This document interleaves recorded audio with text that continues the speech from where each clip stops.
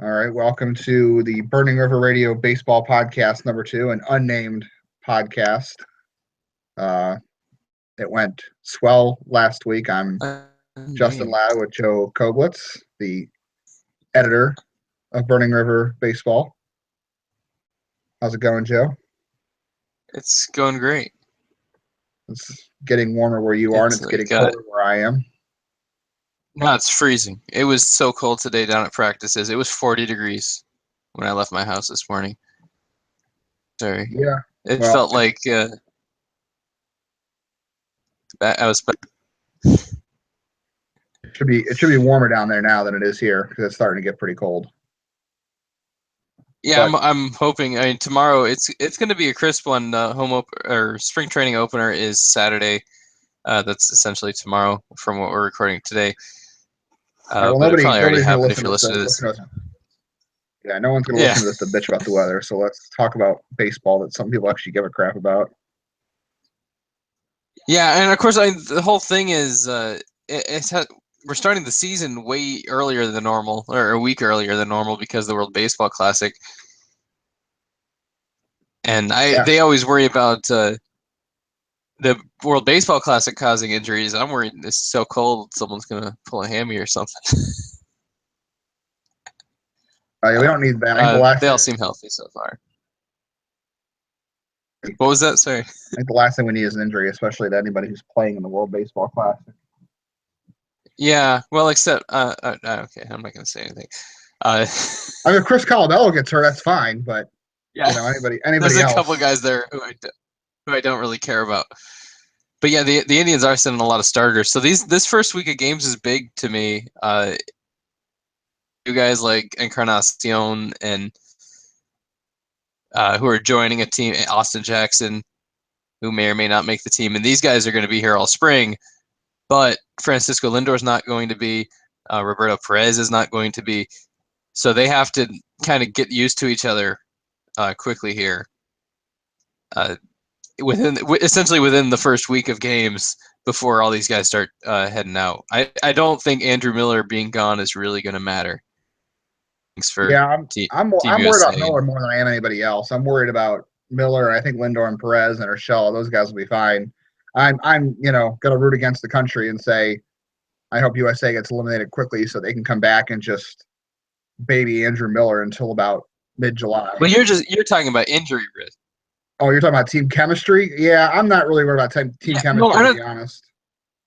Not necessarily chemistry, just getting used to playing with the other players. Definite thing there with Lonnie Chisenhall and Tyler Naquin last year that showed up in the World Series that they were just not used to playing next to each other. They played next to each other all year, and yet they still couldn't get like that dynamic of what it's like to play next to each other. It's very odd. It's not something that a piece of paper on Baseball Reference, but it's just weird. It's the same thing like you see Jason Kipnis do a flip to Lindor, and he knows exactly where the ball is coming. They play very well together, even better with Lindor. Just the way their movements flow, and they know exactly what the other guy is doing. I think there's definitely an importance to that. So the only thing really that's going to be an issue then is throwing to Edwin for the amount of, they already know how to throw to Santana. I guess with Santana not being there, they'll get used to throwing to Edwin at first base. Edwin's going to play probably more first base, and you might see more of Nelly Rodriguez, and I don't know if that's actually a good thing at camp. No, I think that is a good thing. And I do like that aspect of this, that I'm going to watch all the games on TV. MLB TV is carrying every WBC game, so I'll watch as many as I can. Urshela was probably not going to play a whole lot for the Indians this spring, but he'll play every inning for Columbia because he's their best hitter. They've got almost nothing on that team. I haven't looked at the roster. He's pretty much their best hitter, yeah. Quintana, so they have talent.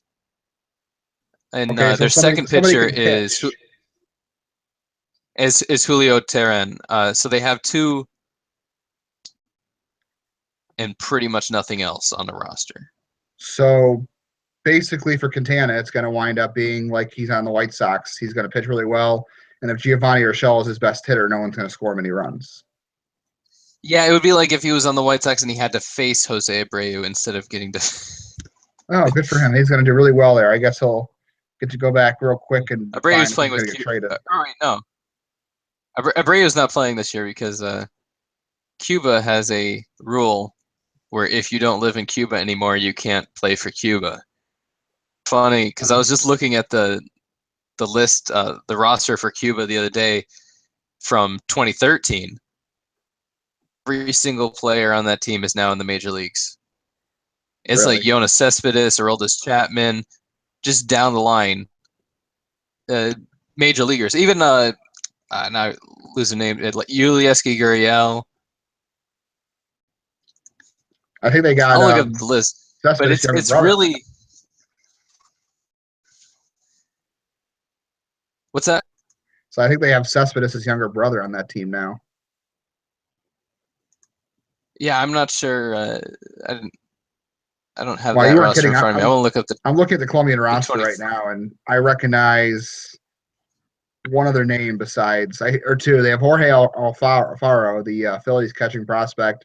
They have Dilson Herrera. Those are the only two names I recognize offensively besides Urshela. So good for him. He's going to be somebody's best hitter. Wow, that's awesome. Yeah. Okay. So Cuba had Jose Abreu, Resbil Barrena, who was in the majors for at least a minute.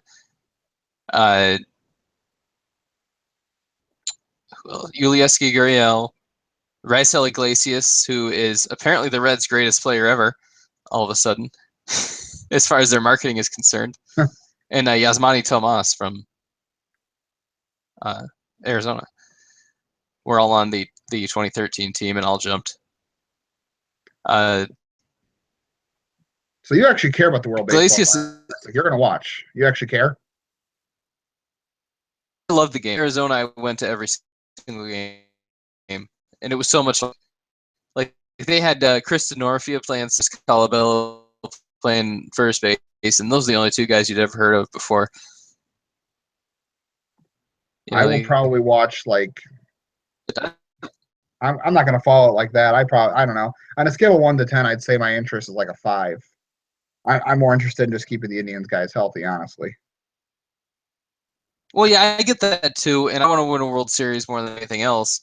But to me, this is entertaining, and I guess I should be rooting for America, right? But I end up rooting for the Indians. Classic. Yeah. So I love Team Puerto Rico's got 4 Indians on it, so I'm really rooting for them. With Tyler Krieger, I don't think I've ever seen him play anywhere. I saw him play a couple. Yeah, he's just a couple games at the end of the season in the fall, when his rookie year, but that was it. So I'm interested to see how he plays against major league talent or near major league talent. That type of stuff is fun to me. Yeah, I could see that, especially and I think it's prospects. The Olympics suck. I hate the Olympics. I've always thought baseball was stupid for the Olympics. It doesn't fit. It's the wrong time of year. You end up. They have that amateur distinction, which somehow they broke for basketball, but they won't. And I'm assuming they broke it for soccer too. I don't really follow soccer close enough to know, but I'm guessing that those aren't amateurs. Well, I mean, basketball, the season's over. It's not a big deal. The only reason they have but the whole point of the Olympics are supposed to be amateur athletes. That's kind of like the idea of it.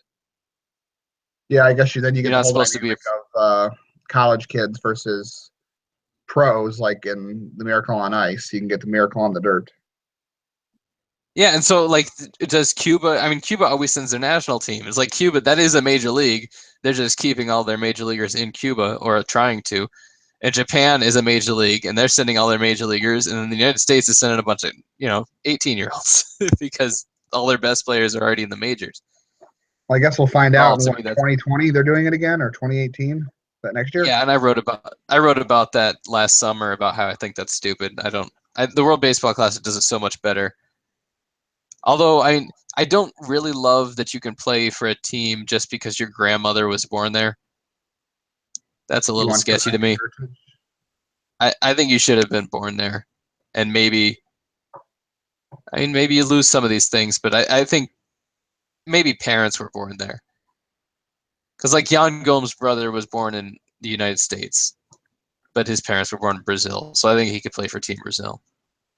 I don't think he's good enough to play for Team Brazil, but I mean, if he is. Really, how good do you think Team Brazil is, considering Jan Gomes and Andre Rienzo are their chief exports? They lost the qualifiers, but of course they didn't have either of those guys because they happened during the season, which is a little unfair because Colombia won their qualifier without Jose Quintana. So that's even more impressive, right?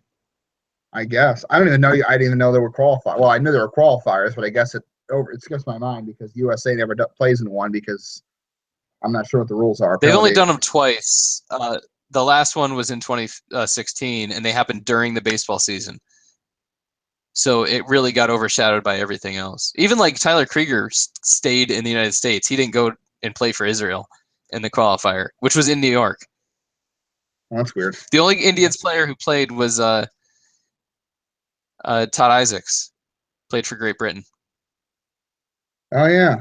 All right, so which again I thought that wasn't fair, but okay.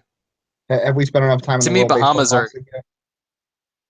Yeah, I know. I just want to talk geography. If are the I always said the Bahamas are their own country. They're a sovereign nation.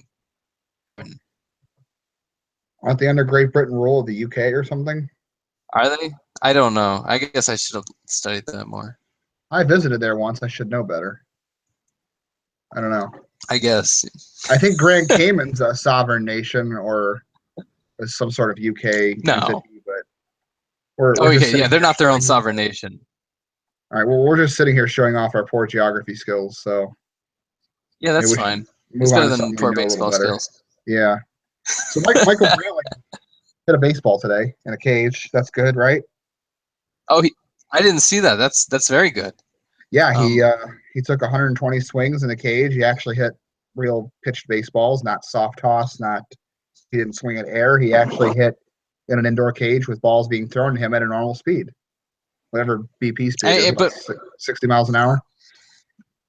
The problem is we're already sitting behind, and now he's actually going to benefit from this extra long spring because you could probably miss a week of spring games and you'll still be at the same level everyone else is because you'll still get that full month in. I don't think it's going to matter. I don't think he's going to start the year with the team anyway. I hope he does. I don't know. To me, that's kind of pushing it already. I guess camp with Naquin, and then if 2 weeks later Brantley's ready, send Naquin down. Something along those lines. But my hope is that they don't break camp with Naquin. I was hoping that, he'd kind of get left behind. Well, that would, like we said last week or 2 weeks ago, that would imply Austin Jackson does something in camp, and it sounds like he's going to be limited to start. I've seen him hit. I didn't see Brantley hit. I saw Jackson hitting with Encarnacion and Chisenhall the other day, and it's so funny because Chisenhall would come up there and he's pulling everything, but it's like line drives too short right field. Like he wasn't crushing it. He was just pulling everything on a line.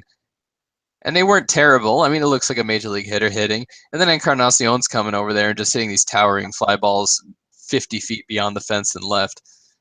And it's like, oh, okay, that's what we had, and that's what we have. That's what it's supposed to look like. Like that's what we're used to.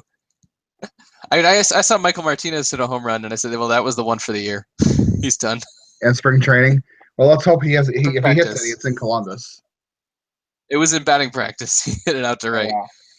Well, we've established just barely a batting practice home run. Good for him. Yeah, but that's the last one, I think. I think he's done. No comment. Batting practice is... Somehow he's still in the mix for this utility job. This is something I've always wanted to cover, and I've talked to Mike Milleragno about it in the past. What do the Indians valuation system that is so different than everyone else in the world sometimes? Like, how can they go, okay, everybody sees Lindor as the greatest ever. He's a great hitter. He's a great fielder. Like, that's obvious that that's what they were going for. Although when they drafted him, their focus was defense, right? It wasn't because he was a great hitter that they drafted him. It was because he was a great fielder and a great athlete. So why then did they play Naquin in the World Series? Like, why did they play Naquin in the last month when he couldn't hit a fastball? Like, what is their evaluation system where they decided that that was a good Naquin out there every day? And what is their evaluation system where you've got Michael Martinez, who has a career negative 2.2 WAR, which I got to find the math. I looked up the numbers the other day. Is essentially one of the worst hitters in the history of baseball. Like, literally, he's in like the worst 200 hitters ever in the history of baseball, going back to the 1800s. I guess they like Martinez because he brings enough gloves to play like 8 positions. That's really why. But a lot of guys can do that. But there's so many guys could do that. I mean, Ramirez can do that, and that's a different discussion, I guess. But Eric Gonzalez can do that. He isn't huge, but it's way higher than Michael Martinez's ceiling is. And he's under team control, and he's cheaper, and he's everything. He can also play first base, which Michael Martinez can't. And I don't know why the Indians would need a first baseman, but if they do, he can play it. Maybe they don't. Maybe they need it for 1 inning. Maybe they're winning 15-0 in the 7th inning, and they want to get Edwin and Carlos both out of the game. Well, then you could put Egon over at first base. I don't know. It just seems like if your value is that you can play multiple positions, a lot of people have that value. Justin Toole has that value. And Gonzalez has options. You know, they went through the trouble to get that 4th option year. You know, you're allowed to do that. I don't know how the rule breaks down, but they went through the trouble to do that. So you have the option if you're in a roster crunch, you can send Gonzalez down for a pitcher. You know, if the bullpen's shorthanded or something. Whereas Martinez, you have to DFA him, and then you're like, okay, well now what do we do with the backup infield spot? So you have this extra option on Gonzalez, and he's better than Martinez. And why did you go through the extra option here? I guess that's why they did. So they got ability to send him down. But that just makes me think like they want the flexibility. Yeah, that's completely opposite. Trying to keep him down in AAA. That's completely opposite of what I thought they did it for. I thought they did it because they didn't want him on the team and they would just keep him in AAA. Well, that's talking about does make sense. I think he's going to go back to AAA and serve his death now because they actually have the option. But the advantage of the option is, okay, we want you as a utility infielder, but you're expendable and on the 40 because you have an option if we need a starter for doubleheader or if we need a reliever or something, you know. So the advantage is actually, they have an advantage in the option, but it's like it almost seems like they're not going to use it because they're going to stash him in AAA and not use it. I mean, you're taking this a step further. He would be my second choice for the utility man job. My first choice would be Andy Diaz because I actually prefer Jose Ramirez to be the utility man and just have a guy play third base, you know, when Ramirez isn't playing there.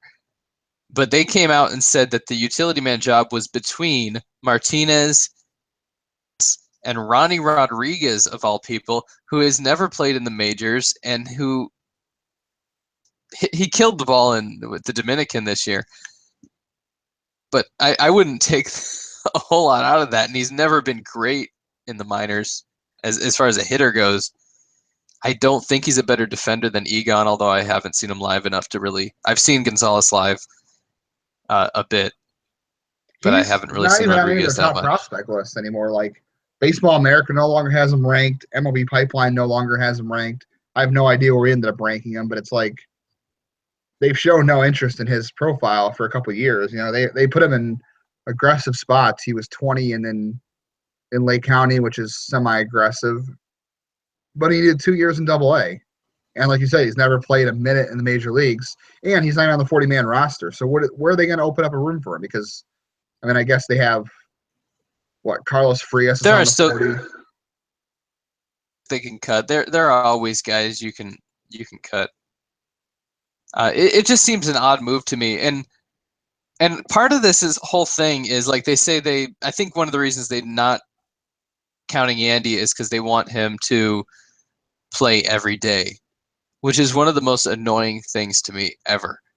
Because to me, and now you probably disagree with this because you're a big Yandy guy, right? Yeah, I'm going to disagree that you wanted to be the utility guy. Yeah. I disagree. Yeah. But I said the same thing about Jose Ramirez, that I thought when they brought him up, I was happy because I didn't care about his service time. I was like, yes, bring him up now. Let him play. Let him be exciting. Let him steal bases. Let him hit. Let him defend.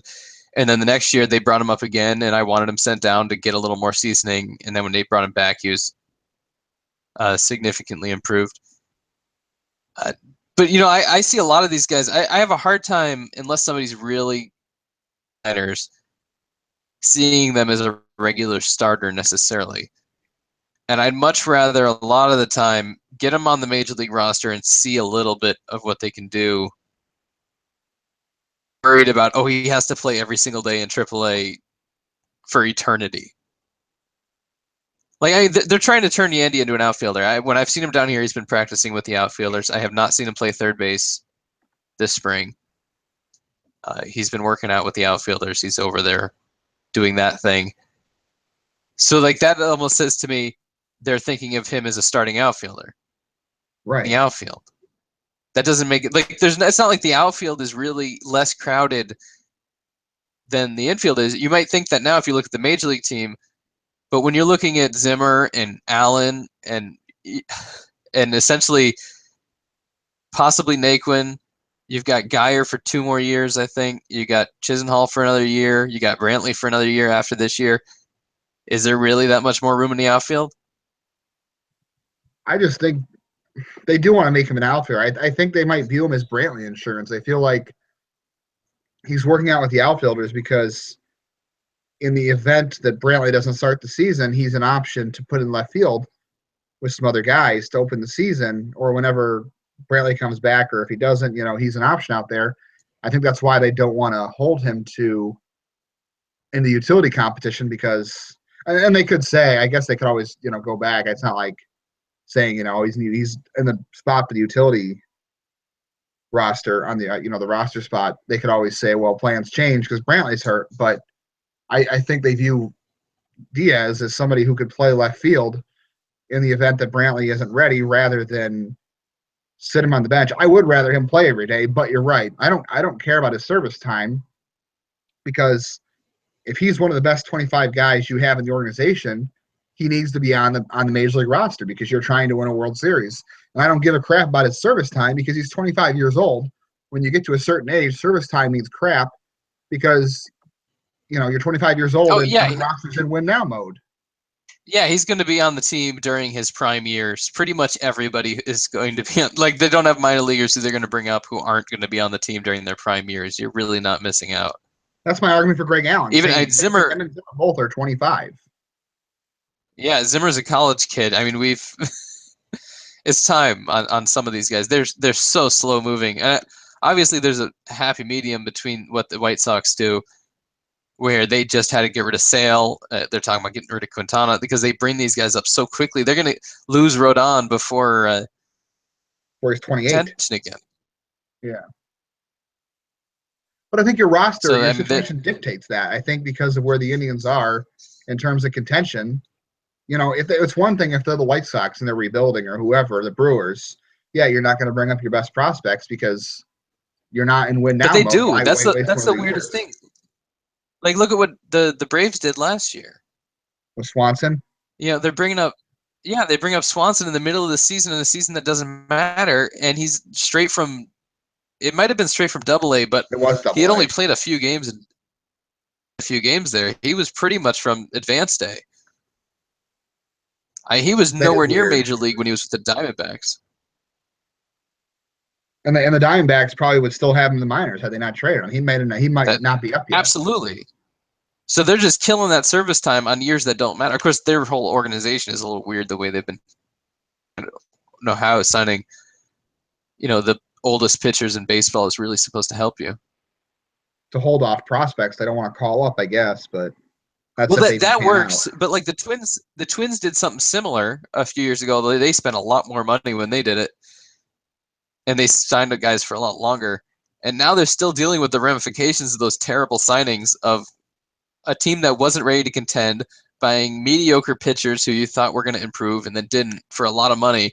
And now they're holding back your prospects that you actually do want to start working in. I'll say for one thing, I'm really glad the Indians are not in this stage anymore. I I don't even know what to say Not to for Reds 4 fans years. anymore. I, yeah, I see Reds fans and I'm just like, yeah, I've been there, but I'm not anymore. The Reds don't even know what direction they're going in. Like they're trying to rebuild, but they're still stuck like in rehab mode. They're not even getting up off the bed to start moving. Well, their pitching No staff is problem. so weird too. Every time a guy fails for a week, they put him in the bullpen. Well, out of the bullpen, so then they're relievers, and then you got to find more starters someplace. So their rotation bullpen has been a complete mess the last 2-3 years. Fun hitters, I guess. People like Duvall because he hits home runs. I like Peraza; he's better. They They did and finally people get rid rip of on him for Brandon the Phillips. trades. Yeah, I'm glad they got rid of Phillips because he was taking up space, and I think he may have been a positive win player by the end of the year, but he was going to cost them a lot more because they weren't Money in a like a roster win or two space. doesn't matter to them. Yeah, he was taking up innings essentially that should have been played by somebody else. All right. So what do you think of Brantley? I mean, let's finish that whole thought up. I mean, he took batting practice today, so Yeah, I mean, I keep saying it it's positive news, right? on every show I've been on. I've said it, but last year it must have been about this time I watched Michael Brantley take live batting practice. I sat next to his cousin and his dad, and the three of us watched him take live batting practice, and he looked great, and he looked healthy, and he didn't have a hitch in his swing, and he played 11 games last year. So until he plays many, many innings in actual games, I'm not buying anything. Okay. I got to see it happen. And That's I think, fair. I don't think anybody can. yeah, but even like he played, I was at his first game last year when he hit a home run, his first spring game. Again, looked perfect. Because it's not a physical thing, it's a pain thing. It's because it's not that he can't Right. do it.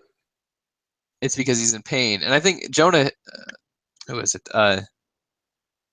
Jonah Carey was the one that started that whole rumor of he said he's never going to be the same again, or I don't know if he's ever going to be the same again, or his wording was something like that.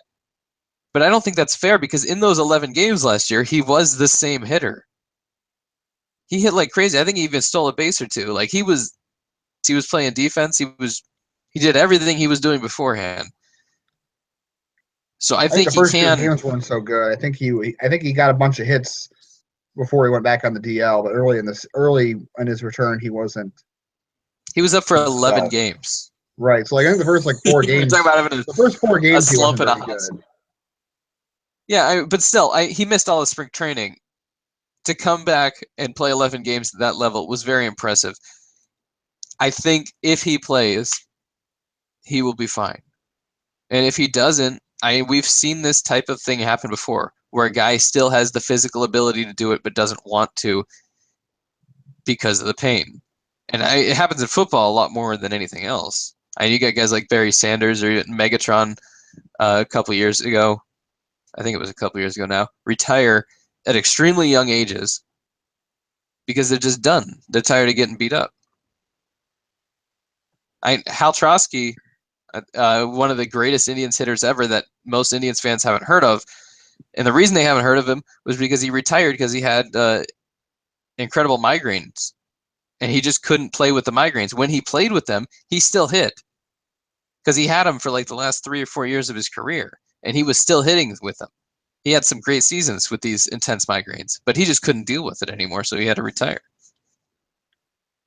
Bell was kind of the same thing too, with the degenerative hip when he played for Baltimore.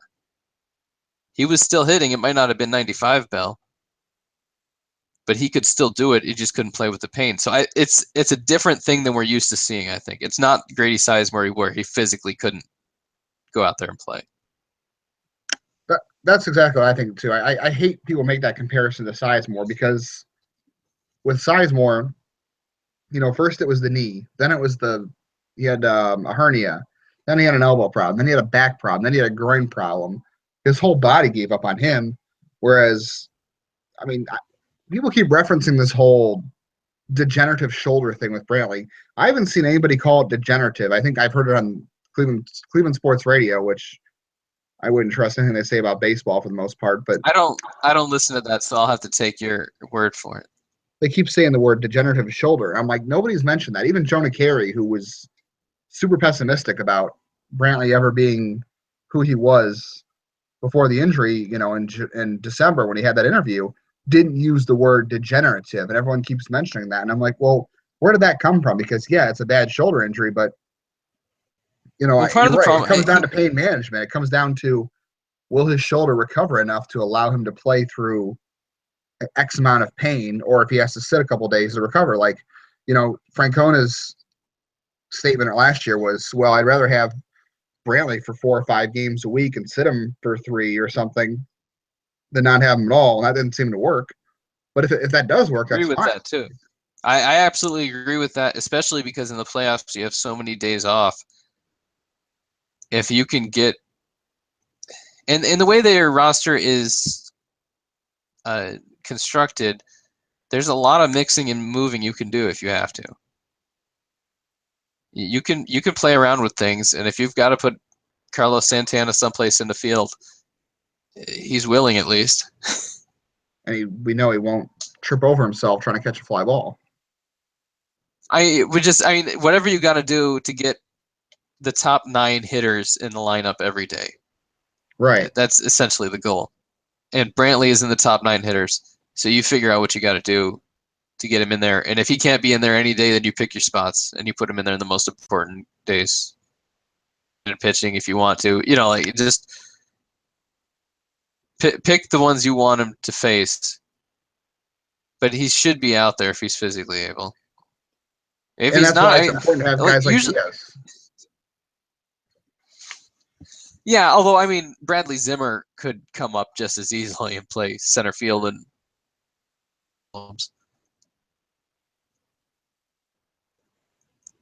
Yeah, well, he could play center field better than anybody in the organization not named Greg Allen, which he's not. That's interesting. Tomorrow, Greg Allen, I know it's spring training, it's game 1, but Greg Allen's playing center and Zimmer's playing right tomorrow.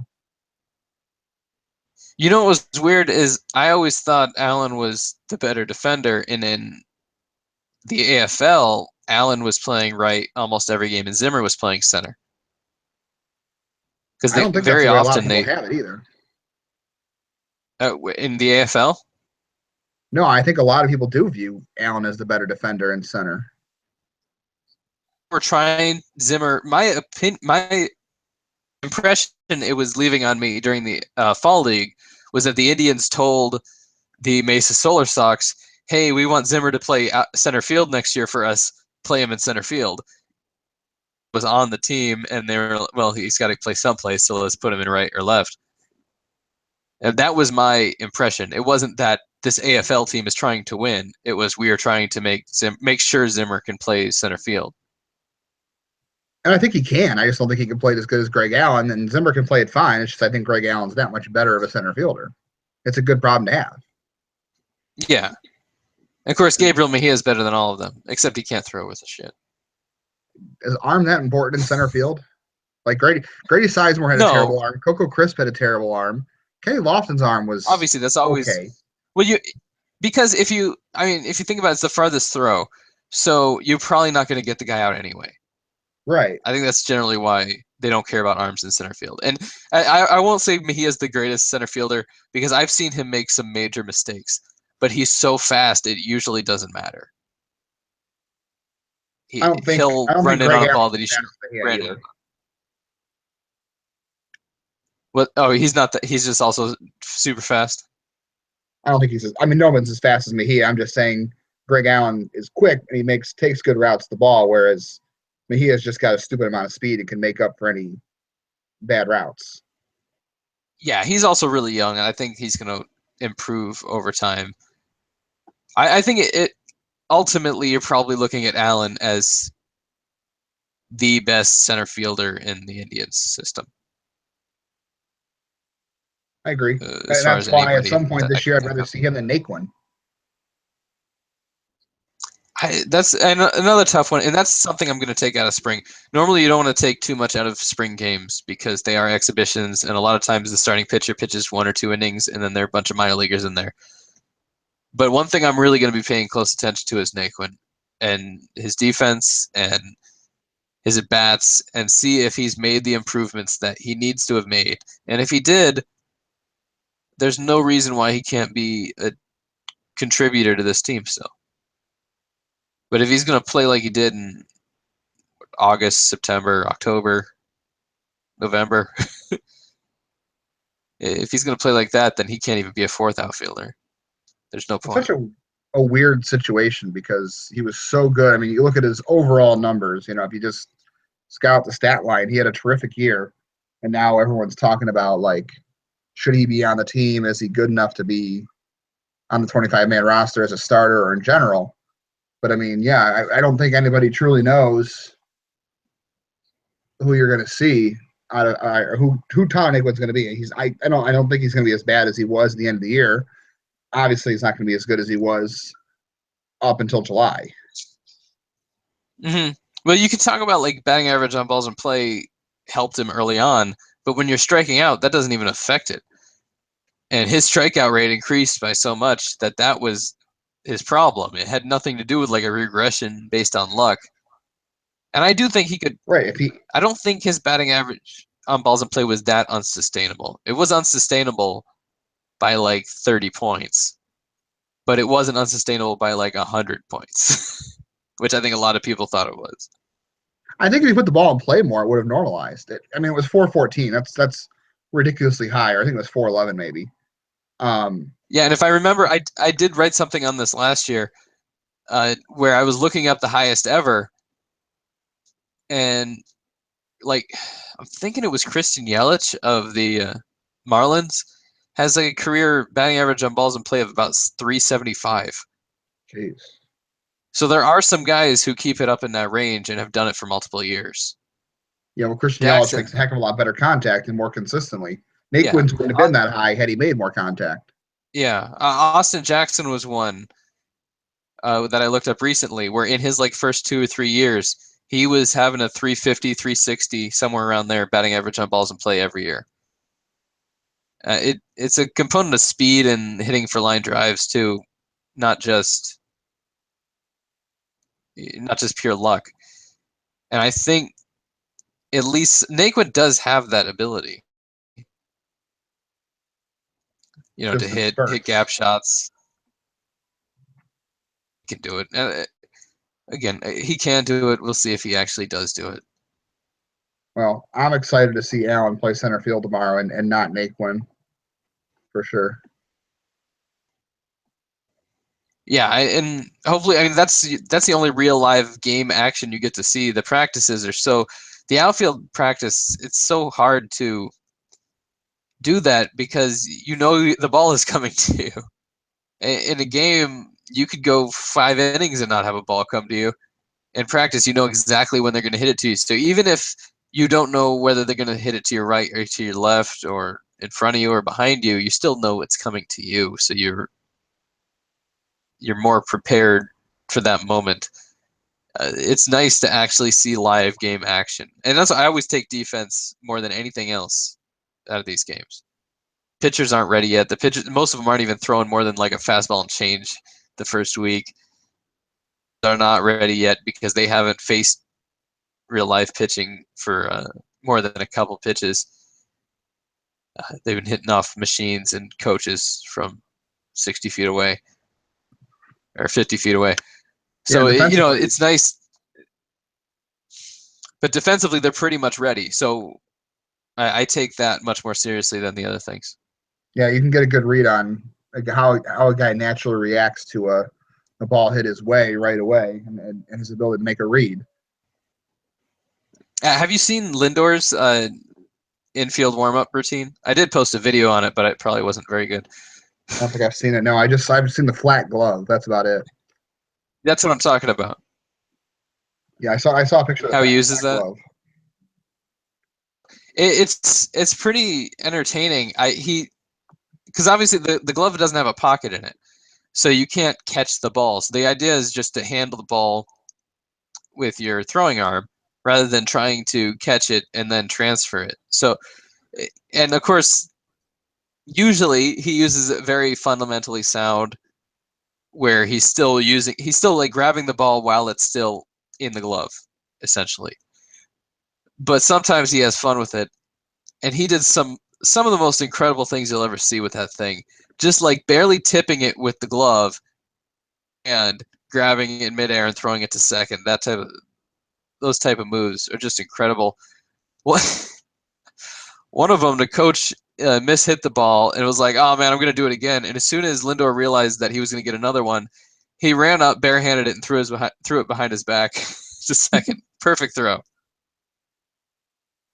So, he's so much fun to watch, practice or games or whatever. But I think the work he's doing with that glove will definitely help him, if anything. I mean, maybe he's just got it already, so it doesn't matter. But I was gonna say, what can he improve on? Well, his throws to first. Right, that's really about it. It's just his throws. Yeah, and I don't even mind. He gets to the ball so fast, and he releases it so fast that I noticed, especially when I put together the highlight reel. I think last year I did a highlight reel of top 10 just Lindor plays. And I noticed that almost all of his great plays, he bounces the throw to first. And I think he does it intentionally. Because if you bounce it about 10 feet away, you get a true bounce, and the first baseman can catch it easier that way. Whereas if you bounce it an inch in front of the first baseman, he's probably going to miss that. And where he's bouncing it, I think he's doing it intentionally. He just does it so consistently, and he has so much time he can do that. He can have a weaker throw and bounce it in there. And he was doing it in practice too, where he's regularly bouncing that throw to first base. And I mean, baseman is used to it. There's nothing wrong with that. He's still beating the runner there. Yeah, I guess he's you can't doubt his baseball IQ, which I guess is what New Balance is counting on for him to be the face of their baseball brand, which is going to be odd. I don't know. New Balance doesn't strike me as a young person's kind of apparel, but I guess that's why they're. I'm going to take this as an insult. Do you wear New Balance? For us old men with arthritis, it's the best type of shoe when you're walking around all day. Is Francisco Lindor going to make you buy more New Balance gear? No, I already have mine. So if anybody with arthritis then doesn't care, they already have it. Yeah, I guess. I don't know. Well, he's trying to sell to the kids. I saw him filming his, or I don't know if he was doing just a photo shoot. The Indians dug out the other Thursday when I was there, and they were doing a photo shoot, and they had all sorts of like wasn't really baseball attire necessarily. They did have some cleats, but just like shirts and shorts and stuff like that. It was not like a baseball jersey and pants and stuff where he's playing a game. It was more of the, I don't know, exercise gear, that type of stuff. Oh, I just thought it was an odd. He deserves it. Odd match. I'll root for him to make his money wherever he can. Years ago they were always talking about how LeBron James made more money from Nike than he did from the Cavs by tenfold. I don't know the exact numbers, but he made tons more money from Nike than he did from the Cavs. And that's because the Cavs aren't allowed to pay him more than a certain amount. Michael Jordan made most of his money from Gatorade and Nike. I like that. He needs to make his money. He's not going to make it in baseball right now because the Indians don't have to pay him more than $600,000, so they're not going to pay him more than $600,000, which annoys me because to me they should be signing him to an extension right now. Like he's going to be the face of your franchise for the next decade if you can have him. Sign him now, give him the money now. I'm kind of surprised they haven't. I don't want to do that. Yeah, I'm kind of surprised that hasn't been a conversation yet. Like no one's even mentioned like that might happen at some point. Yeah, they at the beginning of the offseason, they said the two extension candidates were who was it? It was Lindor and one other guy, and it wasn't Salazar because to me, no, it wasn't Ramirez. It was a pitcher. It may have been Cody Allen. Yeah, that makes sense. But to me, the top guys should have been like Salazar should be number one, number two, and that's not about importance. That's about years of control coming up. I mean, Salazar's going to be a free agent first, so you want to lock him up. Especially to me, coming off an injury, if you could guarantee a guy money coming off an injury, you should be able to guarantee him a lot less, which is what they did with Carrasco. I mean, their contract with Carrasco is straight thievery. Yeah. So to me, that's what you should be doing. And people will go, well, look what happened with Travis Hafner, and look what happened with Grady Sizemore. But just like you wrote, was it last week or whatever, you wrote that article about Grady Sizemore, he just earned it before he got it. Right, you're paying for that talent years past, that's all. Yeah, usually in baseball, or usually in life, I guess, right, you earn your money as you earn it. Like you're getting the amount of money you deserve when you're getting it. But in baseball, they cheap out on you for the first, let's say, 4 years you're in the minors, and then 4 years or so you're in the majors. They're pretty cheap with you. I mean, you get a lot more. You get 10 times more, at least. But they're still being cheap with you. And then all of a sudden you're 30, and you're not as good as you were when you were 22. But now you get paid because you can. It's a backward system. So you have to. Yeah, so you have to be okay when guys like Sizemore and Hafner get those big paychecks and then don't play that well because you paid them nothing while they were playing incredibly. Some people call it stealing money. And Corey Kluber is never. Yeah, Corey Kluber is never going to get a big payday. Pretty much threw that away when he signed that extension. And I love him for it. I mean, it's very selfless of him because he could have not done that. Well, I think by the time he became a free agent, his age was going to be an issue. Yeah, but now it's going to be even more of an issue. Which hopefully, to me, I hope he stays in Indians for life. I love guys who stay with the same team their whole career. I've yet to see an Indian do it. No Indian has done it significantly since Feller. I really don't think there's been an Indian who played significant years for the team and played his entire career in Cleveland since Feller. Rafael Perez did, but he was only like 4 years, or maybe a couple more. It might have been more than that, but Perez was the most recent guy who had more than like 3 seasons. And why shouldn't Sizemore was Lindor to be that one? Well, see, I've been making the case for Jason Kipnis for like 3 or 4 years now, but I think you could make 4 or 5 guys. Honestly, I think you could lock them up for good, just like the Twins did with Mauer. You can pick guys. The Reds with Votto.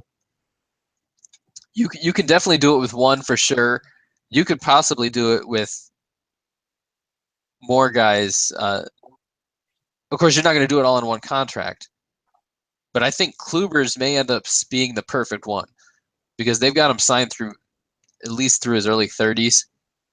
They could probably get him to keep coming back on 1-year deals after that, or maybe sign a 2 or 3 year deal towards the end. And I could definitely see him being a guy, and I'd love to see Lindor be another one. I think at all costs they should do it for Lindor, especially given his age right now. He's one of the youngest players on the team. Yeah, I think one of the reasons they may not be doing it this year is because of the Encarnacion thing. And I wrote a piece on this. I called it, I think, the Encarnacion effect on Carlos Santana. And my point was, I think they said, okay, next year we can spend $20 million on a first baseman. We can bring back Carlos Santana for $20 million, or we can get a different first baseman for $20 million. And they were like, well, why don't we just say goodbye to Santana after the season and just get the other guy now? First baseman coming up next year. So let's just get him now, and we'll keep him longer than Santana and let Santana go. Because that's essentially what I saw with the signing of Encarnacion is let's have this juggernaut. Let's have this crazy punch in the middle with Santana and Encarnacion, maybe Brantley, all together at once. For at least a year. Figure out what to do after. Yeah, and then the next year we'll figure out what to do without Santana. But to me, that signing of Encarnacion was essentially saying we're not bringing back Santana. But that also frees up $17 or so million next year if they want to keep the payroll at the same. Right, and that's going to wind up being hopefully your contract extensions and some arbitration. Yeah, so that's what I'm saying. So you bring back, I mean, Shaw's gone too, so that's going to be another $4 million or so. There are a couple things where you're going to save some money, and I think you give that money to Lindor, you give that money to Salazar, you try to find out someone else who could play first base. I think Cody Allen's probably out the window at this point. Yeah, I do too, and I think Miller is too, and it's sad because they're both gone at the same moment, and because of them, they haven't really developed any other bullpen talent recently. Like there's a lot of guys who this year you would have seen Sean Armstrong, Joe Colon, Percy Gardner. You would have seen those guys throw 20, 30 innings last year. Right. Instead, they came up in September and pitched a couple times because they didn't suck. That's why they traded Ben Heller. Otherwise, they would have had Ben Heller and JP Fire-Eyes in the same breath. Yeah, absolutely. So then next year, you're like, this 2017, you're like, well, I don't know if we can use these guys because we've never seen a pitch. So now you got to work them in slowly again, and they probably aren't going to get very many innings, even if they make the team from time to time. And then you're going to come up on 2018, and you're going to be in the same situation in 2019, and all of a sudden you're going to be like, oh, we don't have Miller or Allen anymore, and now we don't know who's going to be able to pitch because we didn't try them out enough. You got to earmark some of that money to go buy a reliever, which for the Indians to go out and spend. Which is really stupid. Right, it is for the Indians. I mean, they're getting buying a reliever is the stupidest thing you can do. It's almost always better off bringing up someone from below than to buy somebody new. In the history of baseball, it's so dumb to buy relief pitching. It is. But training force different. They are in a few years. I mean, you got guys like Aaron Savali and Shane Bieber and maybe Cody Anderson is a better bullpen arm. Yeah, I love Ben Krauth. He's short. He's left-handed. He throws 90 miles an hour at his highest, and he throws nothing but strikes. And he's the anti-Rafael Betancourt because he gets the ball and he throws the ball. There's no goofing around.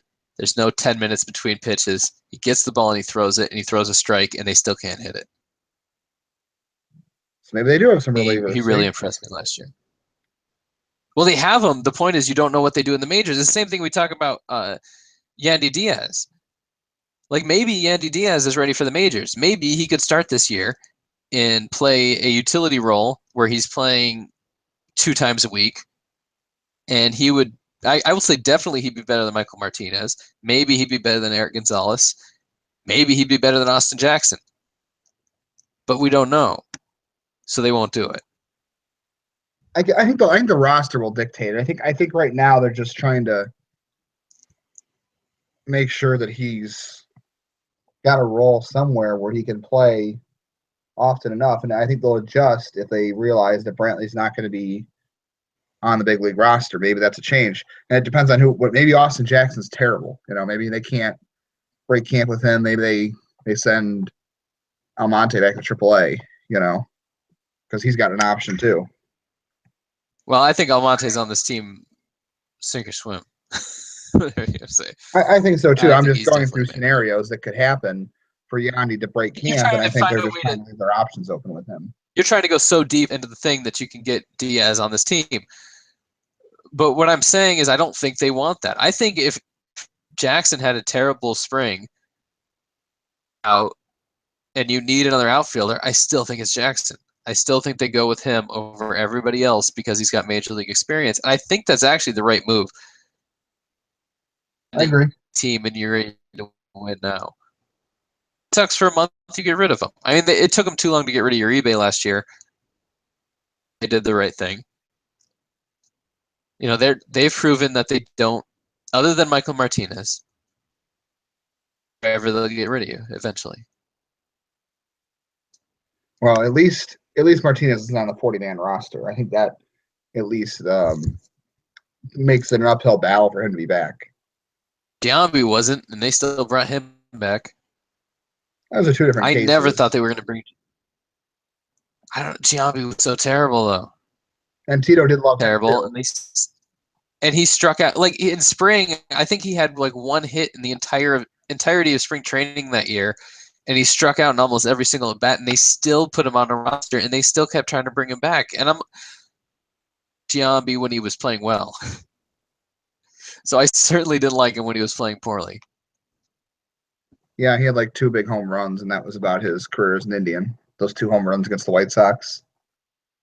Yeah, but that was the year before. I'm talking about the year after that. Oh, you're talking about 2014. Oh, well, yeah, that was not a great year. Was terrible, and they brought him back as a minor league invite. They did not put him on the 40 until the season began, and then they decided to bring him in.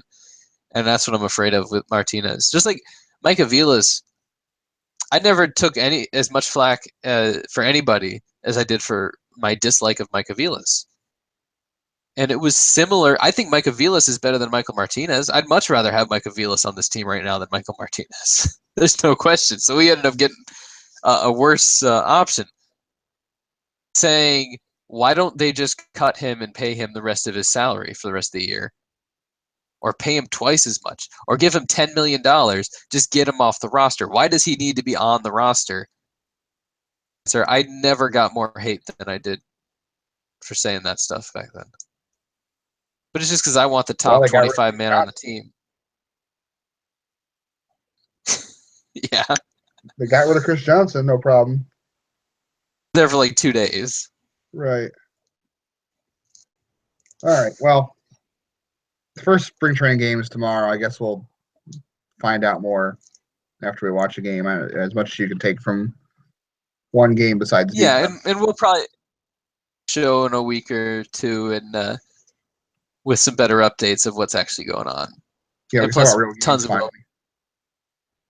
of World Baseball Classic stuff. Oh, well, I'll let you talk about that. I'm going to just listen because I'm going to watch like 50% of the games, if that. Actually, that doesn't even start for 2 weeks. Oh, we can't even do it next week, yeah. Time. Either way, I'm just going to let you know I'm rooting for Team USA to lose early. Okay, I'm rooting for Team Puerto Rico and Team Israel, and then Team USA. That's my third team. That works for me. So I'm on go Tribe, go Israel. Team Puerto Rico. Even though I'm not Puerto Rican. Puerto Rico. Yeah. All right. You don't have to be. We'll get back, and I guess you don't. Yeah, I guess we've proven that. You don't have to be from there to care or play for them. Apparently, I can go play for Team Ireland, I guess. Yeah. All right. Well, I guess that's it for episode 2. We'll reconvene in a week or two and have better things to talk about than the World Baseball Classic and Michael Martinez and all that good stuff.